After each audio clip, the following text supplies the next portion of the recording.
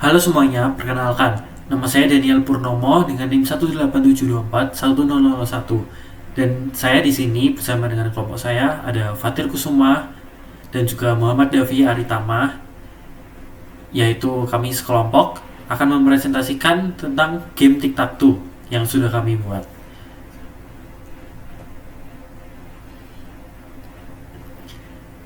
Yang pertama, saya akan menjelaskan mengenai aturan dari gamenya.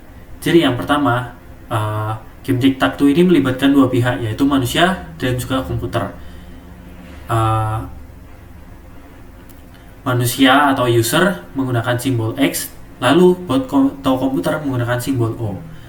Lalu, board dari Tic-Tac-Toe ini adalah 3x3. Tujuan permainannya adalah siapa yang berhasil menyusun 3 simbol O ataupun X secara horizontal ataupun vertikal dan juga diagonal, maka ialah pemenangnya. Alur permainannya atau gilirannya dimulai dari manusia. Setelah itu bot, manusia, bot, dan begitu seterusnya. Lalu, pemain ataupun komputer tidak dapat menempati simbol yang sudah diisi. Nah, akhir dari permainannya adalah ketika semua board sudah diisi atau salah satu sudah menang. Lalu di sini sendiri dari Tic-Tac-Toe yang sudah kami buat ada tingkat kesulitan dari board itu sendiri. Yang pertama adalah easy. Yang kedua adalah hard. Sebelum saya menjelaskan kodenya, mari kita coba demonstrasikan terlebih dahulu game Tic-Tac-Toe ini. Saya akan run filenya. Di sini ada opsi. Yang pertama com easy, yang kedua adalah com hard. Mari kita coba yang easy terlebih dahulu. Nah, di sini masukkan baris 0 sampai 2. Yang di sini dianggap 0, sini 1, ini 2. Begitupun yang secara vertikal. Karena sekarang user terlebih dahulu yang harus jalan, maka kita akan ambil posisi 1-1. Buat memilih di sini akan saya teruskan di 2-0. Lalu untuk terakhir saya akan menaruh di bagian sini, yaitu 0-2. Nah, sudah menang. Nah, sekarang mari kita coba buat yang hard, pilihan kedua. Kita ambil tengahnya, 1-1. Mari coba di 2-0. Nah, di sini botnya nge-defense. Sekarang saya yang harus defense di sini. Tapi mari kita coba, bisa nggak ambil posisi ini, yang di 0-2. Padahal sudah ditempatin. Nah, karena posisi sudah terisi, jadi tidak bisa. Defense di 0-1. Lalu sekarang sudah terisi. Mari ambil di sini di 1-2. Nah, botnya defense lagi di sini. Sekarang sudah tidak ada kemungkinan untuk menang, hanya seri di 2-2. Jadinya seri. Nah, sekarang mari saya jelaskan mengenai kodenya di yang Tic-Tac-Toe.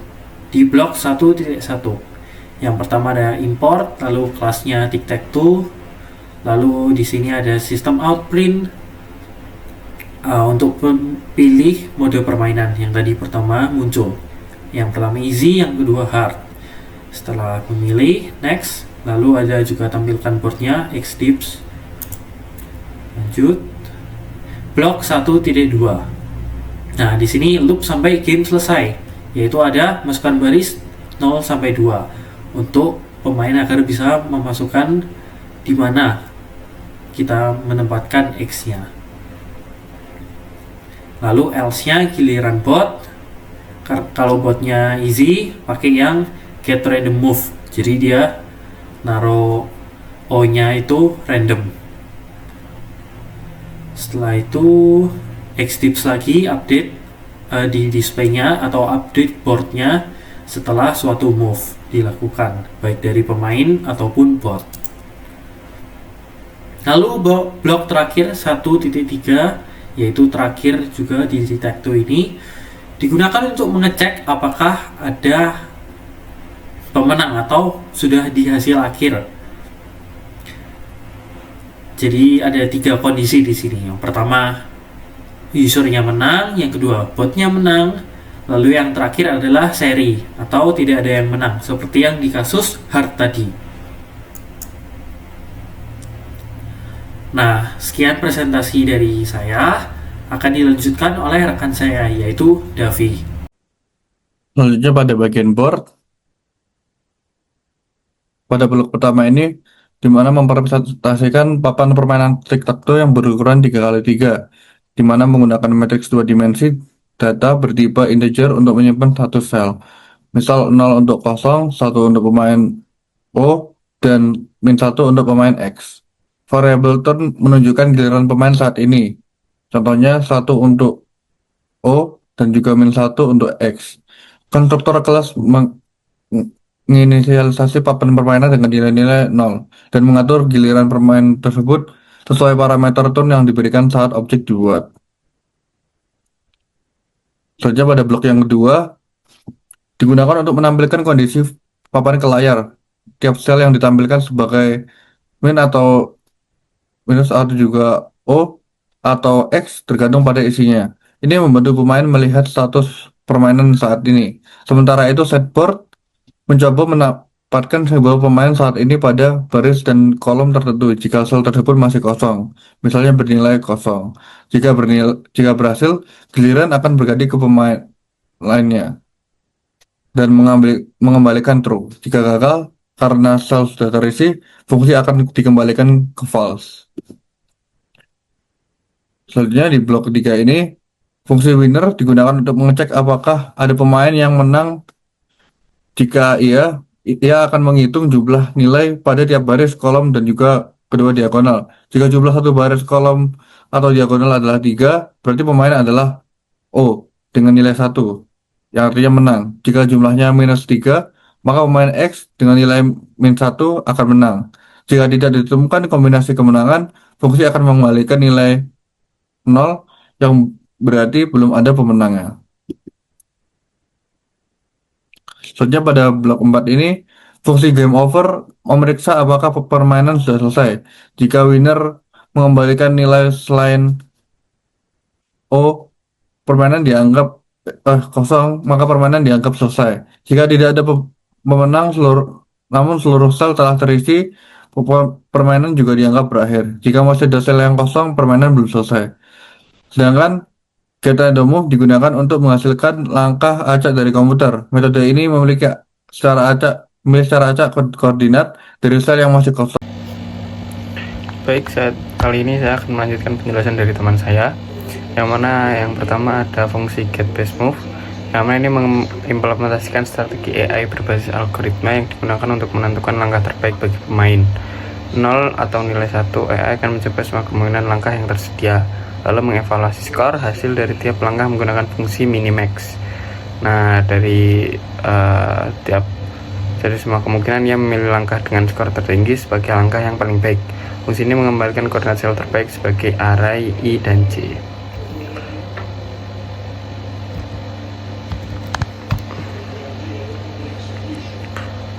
Selanjutnya adalah fungsi evaluate yang berfungsi untuk mengevaluasi kondisi papan permainan dengan menjumlahkan nilai dari setiap baris, kolom, dan diagonal. Fungsi ini memanfaatkan metode evaluate line untuk menilai potensi masing-masing garis terhadap peluang menang atau kalah. Hasil evaluasi berupa skor akumulatif yang mencerminkan seberapa menguntungkan posisi saat ini bagi AI, di mana nilai positif menunjukkan keunggulan AI, sedangkan nilai negatif menandakan potensi ancaman dari permainan lawan. Nah, nanti skor ini digunakan sebagai dasar dalam pengambilan keputusan strategi AI.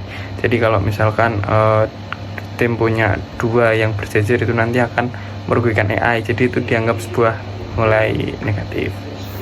Baik, selanjutnya adalah fungsi evaluate line yang bertugas memberikan skor berdasarkan total nilai dari 3 sel dalam satu baris, kolom atau diagonal. Ya, jika jumlahnya 3 berarti AI menang dan mendapatkan skor tertinggi, dengan jika -3 lawan menang dan skornya sangat negatif. Skor antara main 2 hingga 2 mencerminkan posisi yang hampir menang atau hanya memiliki 1 poin.